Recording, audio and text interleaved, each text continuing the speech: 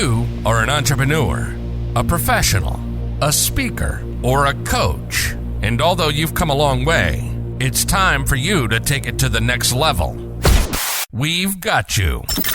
This is the Author to Authority podcast. We'll help you use authority and influencer marketing to build your business stronger and faster by publishing a book. You'll hear from guests that are thought leaders in sales, marketing, networking, communication, social media, promotion, and business leadership. Let's do it. This is the Author to Authority podcast. And now your host, the extraordinary word ninja, Kim Thompson-Pinder. Welcome to the Author to Authority podcast. And today I have somebody back who hasn't been on the show for a while, but Jason was on episode 87 and 88 back in season 2 of the Author to Authority podcast. Jason, I cannot believe it's been almost 2 years since you've been on the show. It seems like it wasn't that long ago in one side of my brain, and then it also seems like it was forever ago when I was in the process of the final edits and then printing of my first book. But yes, that was quite a long time ago. So Jason Cutter is the CEO of Cutter Consulting Group and is a mindset and scalability expert. And even though he doesn't have a sales upbringing or background, his degree is in marine biology, and I'm sure you could find some way to equate marine biology with sales. He does know what it takes to be successful in sales and build profitable teams. His books, podcasts, and work with clients are focused on helping close more deals, make more money, and produce scalable results. So welcome back to the show, Jason. Thank you for having me, Kim. So Jason, since it's been quite a while since our Author to Authority listeners have heard from you, and of course, we're streaming live on LinkedIn, so welcome to everyone watching on LinkedIn as well. Why don't you reintroduce yourself again, share a little bit of story, and let us know, how did you become the CEO of Cutter Consulting Group? Yeah, so I was raised by a banker mom and an engineer dad. My banker mom specifically hates, still to this day, hates the old school classic pushy salesperson. I was also a late blooming, awkward, bullied child, only child with two analytical young parents. They're still together to this day, but in my mind, I was like, I definitely don't want to deal with people. I'm not a big fan of people at scale. And I went into marine biology. In fact, now when looking back and everything, even since we talked a couple of years ago, Kim, is, one of the punchlines I use is at one point in my life, I was standing on a boat surrounded by great white sharks. I remember the day we had 3 great whites circling us. And in that moment, that was still a safer, smarter career choice than dealing with humans. Like in my brain, I was like, nope, like this is great. I will deal with sharks are, most people are afraid of sharks, but there's one thing on their mind. They go one direction. They have one mode. They have one business end you have to watch out for. And they're semi-predictable, even if it's scary and dangerous. Humans, on the other hand, you never know what you're going to get. And they're scary and dangerous in many other ways because, humans, all of us, myself included, we can be very unpredictable. Life took me all kinds of different directions, ended up in a sales role. I'm going to use air quotes in 2002. I was in the mortgage business. I say air quotes sales because it was really order taking, because it was a real estate boom and an interest rate boom like we just had. I didn't learn anything about sales, but I was 27, just getting into it. And I equated what I did with just helping people. I literally didn't put the sales label on whatever I did for the longest time because I just thought I was helping people. Fast forward 20 years to this year. And now with starting my consulting company, the biggest thing that I found in my career of sales that I love doing the most was helping companies, helping teams improve, and then just teaching, coaching, training, and encouraging those light bulb moments of people who probably, like myself, weren't sure what to do in sales, don't know how to be successful. People aren't really teaching them or coaching them, or they're just kind of stuck and they don't know how to do it, but they want to be successful. And so that's the kind of salespeople I love helping the most, which is where they've got the potential and they just need to understand, a different way of going about it, to be successful for them and their customers. I just had to laugh when you said it was easier dealing with sharks than it was with humans. Now, I could probably agree with that if I was standing on the boat. I'm not sure I'd agree with that if I was in the water with them.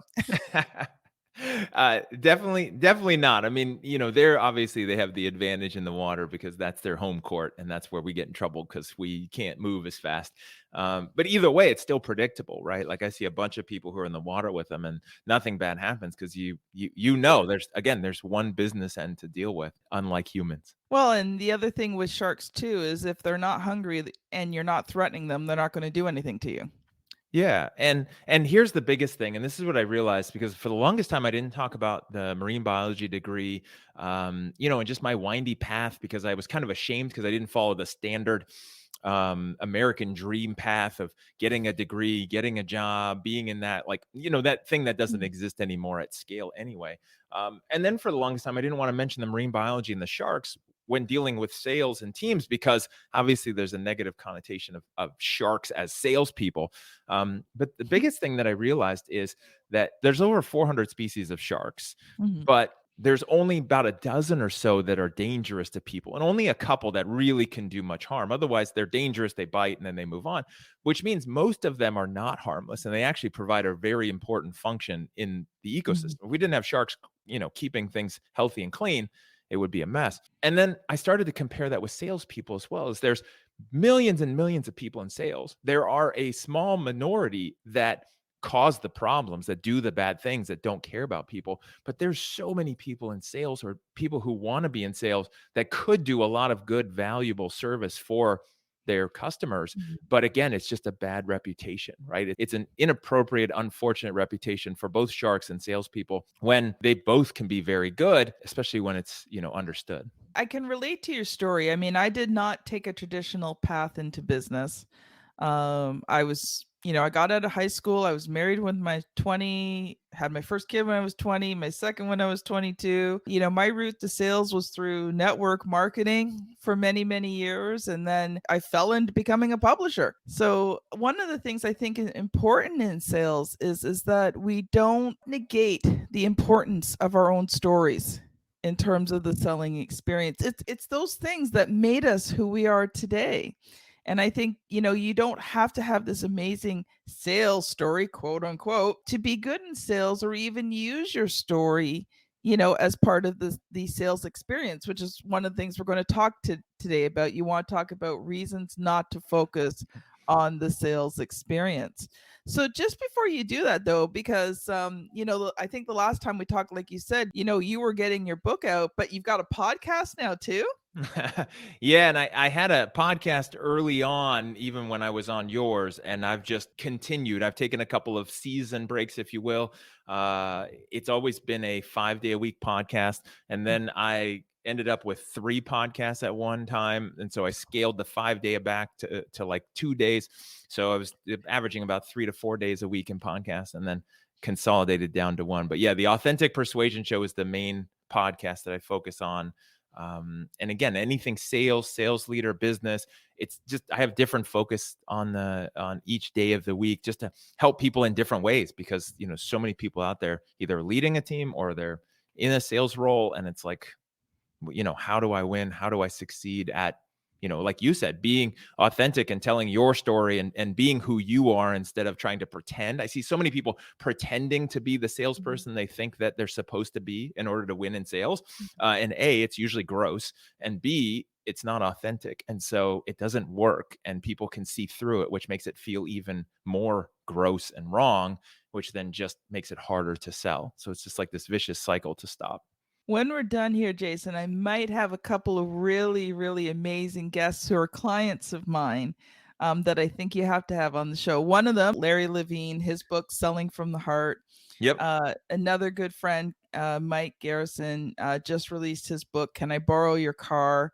And he is one of the most incredible experts on referral marketing and how you can build a business using referrals. So I will connect you with those two, because those are two amazing men I think would be fantastic guests for your podcast and for your audience. Yeah, and Larry Levine's been on mine and I've been on his. When I was actually writing my first book, Selling with Authentic Persuasion, a bunch of people in my LinkedIn community I told about, they're like, oh, that sounds like Larry Levine's book, Selling from the Heart. Oh, that sounds like Bob Burg's Go Giver. And I'm like, stop, let me just write my book. Like I was like, I put that all off, but I've had Bob Burg and Larry on my on show. And just what I love is the community of people who are focused on helping people sell in a different way and just getting rid of the old tactics. I'll say it many times probably in our podcast today, but like the gross pressure, manipulation tricks, the games, like just stop. Like that doesn't work, which I know we're going to talk about today.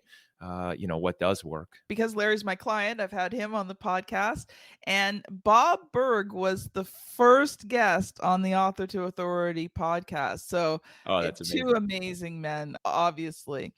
So Jason, I'm going to let you loose because I know you have a lot to teach and train on here on the reasons not to focus on the sales experience. And I'm really curious to hear what you've got for us today. Yeah, so there's a book that I wrote, my co-author Nick Glimsdahl, on this most recent book that I published, and it's called Reasons Not to Focus on the Sales Experience, is really sitting down and thinking about what matters. And of course, I'll just say it right now. The punchline is there are no reasons not to focus on the sales experience.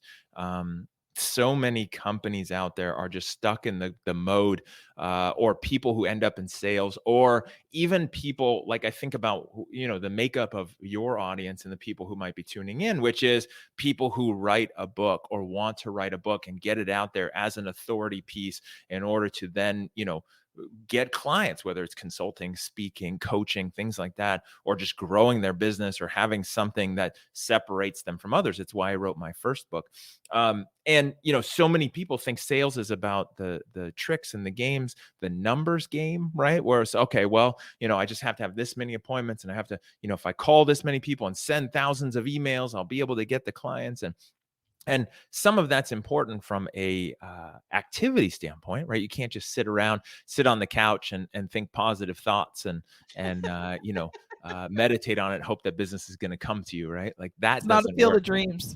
Yeah, it doesn't work, right? My mentor has this from somebody he took it from, David Meltzer, and he says it's the law of Goya, get off your ass, right? Like you can't just sit there and just think positive thoughts and hope it's going to come. You have to actually then get up and go after it.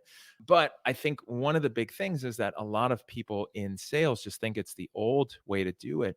And here's the fundamental two really, really important things to remember if you're in a sales role. And we can argue or debate or talk about, I think everything in life is sales and persuasion, right? Like you want somebody to go with you to the movies, or you want your kids to do something you want them to do. Like there's some elements to all of that. But fundamentally, when you're doing it for business purposes, you always have to remember the person you're talking to, the potential customer that you're dealing with, they fundamentally only care about themselves, which is super important to understand.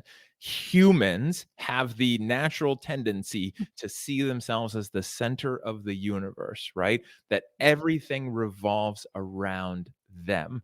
I know for myself, and I can't imagine anyone else, when I go to the grocery store, I'm not walking around the grocery store thinking I'm just an extra in somebody else's movie, right? Like I'm like some B character going up and down the aisles, and that woman's like her hero story, right? Like it's all about her. Like, no, it's all about me and everyone. I don't know why they're not interested in me, or, why they might get in their way, or why they leave their cart in my way. Like, I think it's all about me, and I don't understand it. Because you need to eat. I need to eat, and it's my adventure, and it's my life, and it's the movie in my head, right? As humans, we have that focus. And so we think, we all do, at some level, that everything revolves around us. And that's okay, right? Part of the human condition is our survival and success on this planet, thanks to things like that, right? Like making ourselves a priority so that we can survive long enough to procreate. And that's what we do, right? So with that in mind, when you're dealing with someone and you want to sell to them, the challenge is they only care about themselves. They don't care about you. And then the other part that's mixed in, and so many companies don't understand this, and salespeople don't understand it, is you as a salesperson, you think you're amazing, you're special, you're fantastic, you're unique. You think you're the center of the universe, which of course you're also human. But the problem is your potential customers, they just see you as a commodity. They do not think you are as special as you think you are, right? They think I could find 5 other, 10 other, 15 other people, companies, coaches, consultants that do what you do well enough. Like, I don't need you. That's what they're thinking, right? And I've done a lot of thinking about this, like, other than Apple, which owns the market on iPhones. If you want an iPhone, it's made by Apple. You don't have a choice. Take it or leave it. You pay their prices. You put up with their crappy service and their crappy battery life and their crappy everything. But if you want it, you only have one choice. Not all smartphones, phones in general, but if you want an iPhone. Otherwise, everyone else has competition, and your customers literally see you as a commodity. I so agree. One of the things I wrote about in my Author to Authority book is, how do you stand out? And I equated it to, walking into a grocery store and you're in the light bulb aisle and, there's this bin with light bulbs in it. And which light bulb do you pick? Because they all look the same. The box looks the same. What's in them looks the same. So, how do you pick? Well, you just grab the first one. Okay, the light bulbs aren't broken. You walk away, right? That's it.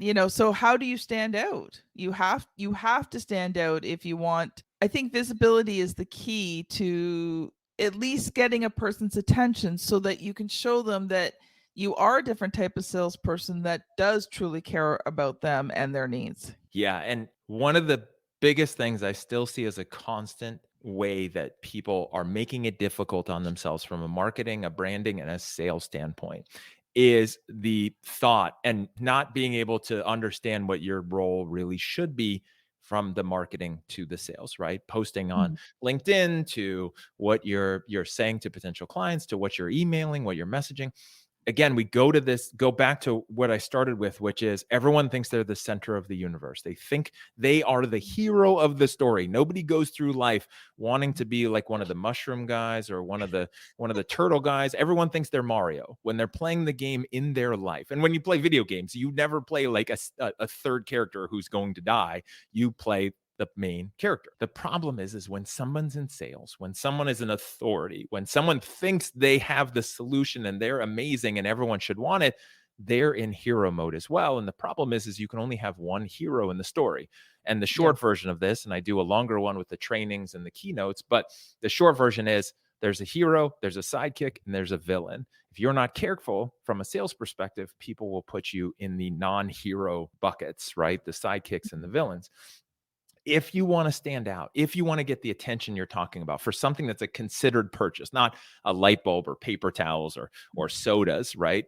Even then, that's like more of a branding marketing. That's a different game. But for the people that we're talking about, whether you're selling for a company or you're your own solopreneur, is you've got to remember that person only cares about themselves. So instead of doing all of your marketing, your messages, your conversations about here's me and I'm amazing, and here's what I do, and here's how I help people, and here, blah, blah, blah, blah, redo all of that to focus on the other person and where they're at now and where they want to be, and then how you can guide them through without it sounding like you. Like if you go through most websites are like, I do this, I'm amazing, I help people like this, here's all my logos and brands. And the problem is people don't care, right? Like Bob Burg says in his book, people will do business with people they know, like, and trust. They have to know you, they have to like you, then they have to trust you. Usually that's not because you're barraging them with how amazing you are. When you were talking, you were talking about Mario, but I was thinking about Star Trek. Okay. The lieutenant or the ensign or whatever in that specific color shirt, because it changed depending on, which show you were on. Yep. But also, it was always that person that got killed off. Yep. And you knew if you were that character on the show that it was a one-time thing and you would be killed off because you were the person in the certain colored shirt, right? Yeah. But, one thing I was thinking about is when I redid my website the first time, I've redone it a couple times, I'm in the process of redoing it again.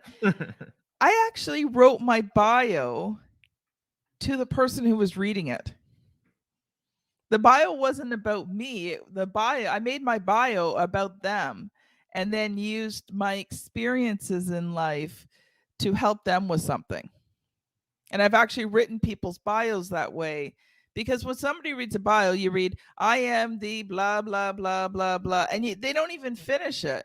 But people read my bio because I make my bio about the person who's reading it, not about me.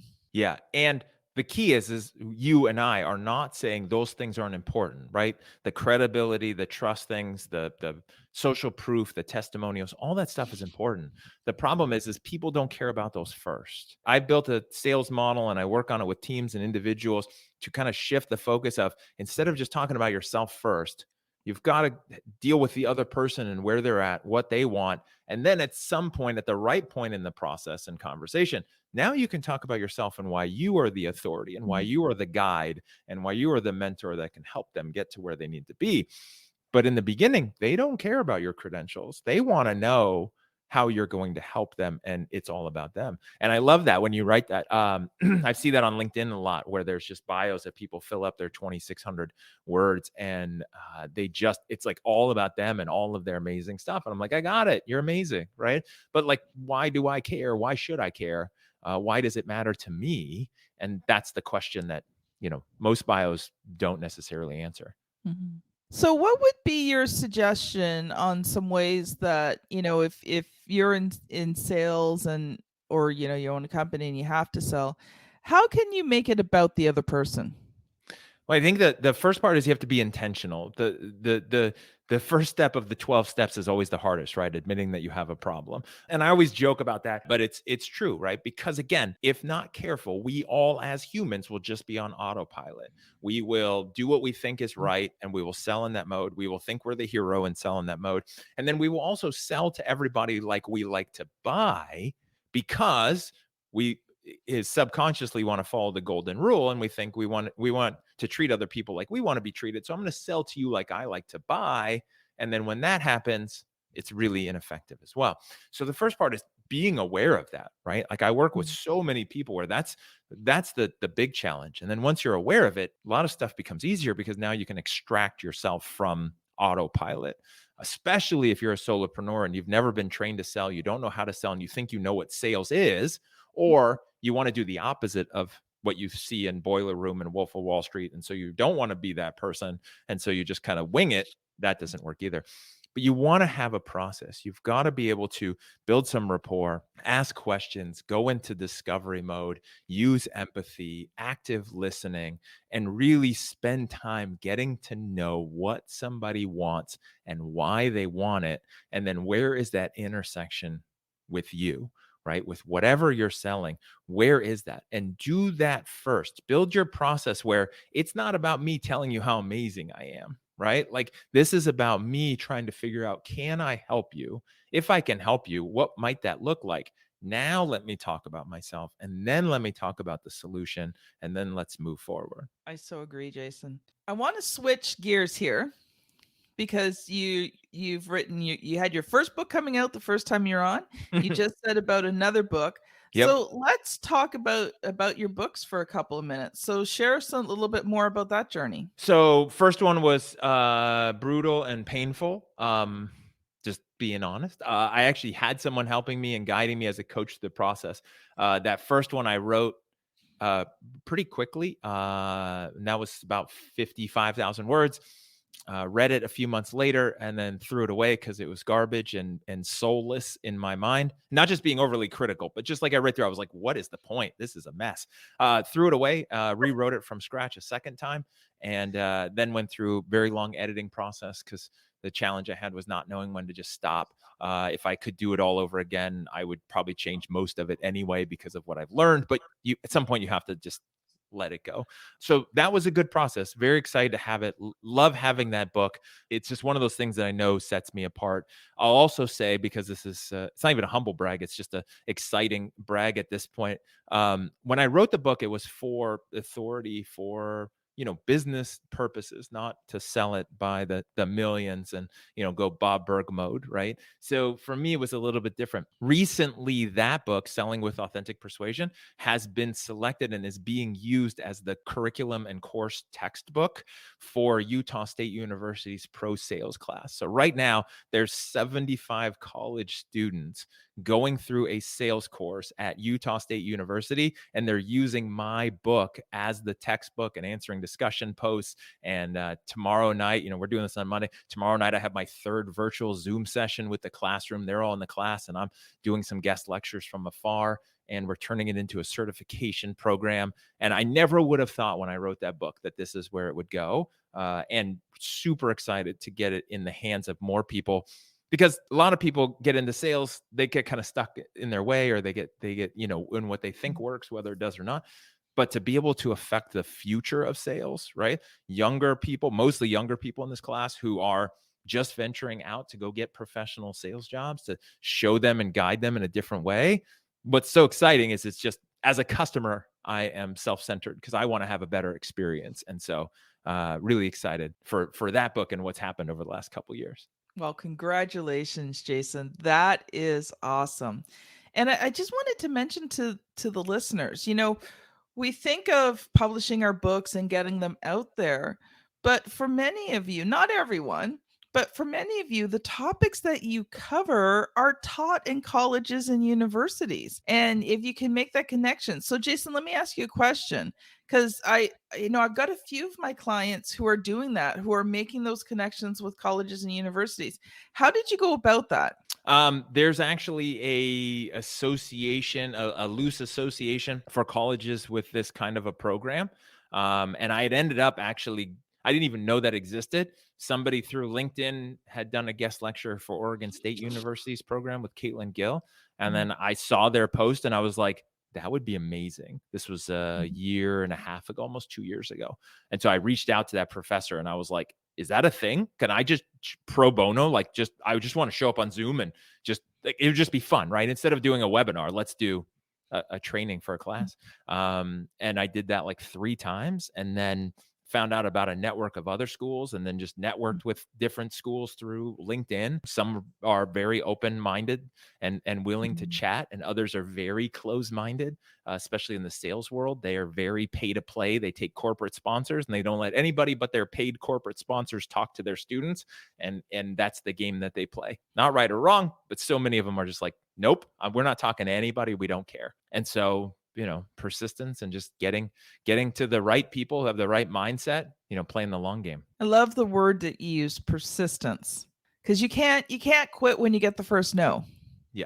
Because the way I look at it, if somebody else has done it, then I can do it too. And sometimes you have to figure out how. And like you said, you went through the process of, connecting with different people, finding out about them, asking questions and all that.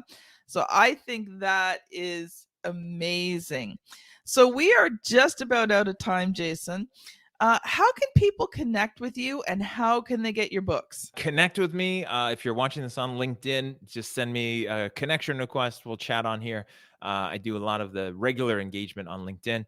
Otherwise, email is good. Jason@CutterConsultingGroup.com. Jason@CutterConsultingGroup.com. Or you can go to CutterConsultingGroup.com, which is a hub for salespeople and leaders and business owners, and there's different content that's separated out. And then you can always reach out to me through there. You can find my books either directly through me. You can order them through me and I will send them out signed, or you can go on Amazon. And again, I have the Selling with Authentic Persuasion, the reasons not to focus on the sales experience. And then I was also a contributing author for Voices for Leadership. So since you and I talked, I now have 3 published books, and then I think 3 more next year scheduled so far. Jason, that is awesome. That is amazing. So proud of you. Thank you. So the other thing is if you're connected with me on LinkedIn, so Word Ninja Kim, feel free to connect with me. You can find Jason through mine as well, because we are connected on LinkedIn together. Jason, thank you so much for coming on the show. It's been a pleasure to catch up with you again. And I didn't even tell you this, but this is the 300th episode of the Author to Authority podcast. Well done. So I just wanted to take a minute and thank you, listeners, for supporting the podcast. It has been quite an adventure. When I started this in 2019, I never thought it would really go anywhere. And, now 300 episodes later, I am just so thankful and grateful and appreciative to you, the listener. And my promise to you is to continue bringing these amazing experts that are just going to help you take your business to the next level. So this has been Jason Cutter and Kim Thompson-Pinder on the Author to Authority podcast. Thank you so much for listening, and we'll see you on the very next episode. Bye now. You've been listening to the Author to Authority podcast. The extraordinary word ninja, Kim Thompson-Pinder, has helped over 200 entrepreneurs, professionals, speakers, and coaches write and publish their books that have become incredible marketing tools for their business. And many of those have gone on to become Amazon best-selling authors and have used their books to land high-level clients and get on big stages. We hope you've enjoyed the show. Make sure to like, rate, and review. And we'll be back soon. But in the meantime, hit the website at www.authortoauthoritypodcast.com. See you next time.